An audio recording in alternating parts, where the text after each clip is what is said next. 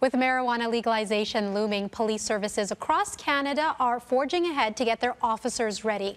While personal possession and consumption may be legal, driving while impaired on pot is not. The Calgary Police Service has been training its officers to spot drug-impaired drivers. It says 30 officers have already been trained and 10 more will be trained every year for the next 3 years.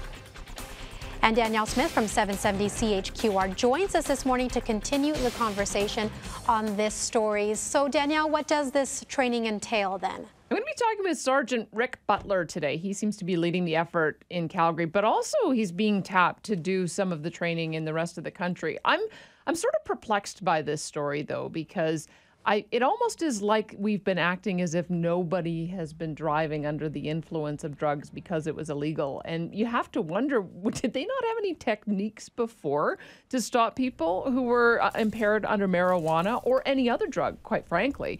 And so I'm kind of interested in understanding why it is so expensive, why it is that it's so different than perhaps standard field sobriety tests, why it's taking so long to get people up to speed, and what it is the experience is going to be like for individual drivers out there on the road.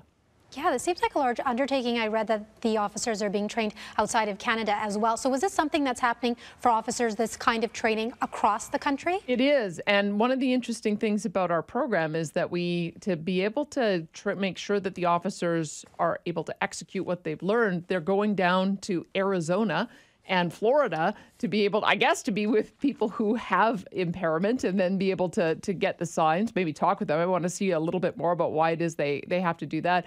But it does strike me that maybe what the problem is that we just became so dependent over the years on having the breathalyzer test that officers used to be able to do standard field sobriety tests, and maybe they just got out of practice, don't know how to do it anymore.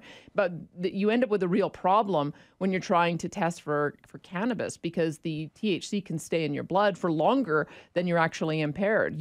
I've also interviewed people who said that CBD, which doesn't have any intoxicating impact, can also test you positive. And so you don't want to be taking away people's licenses, putting them through a legal process if they're not genuinely impaired. So I'm glad they're doing this extra due diligence. I guess I'm just a little bit surprised they haven't been doing it before now. Yeah, still a lot of questions around this one. Thanks so much, Danielle. Yeah, you bet.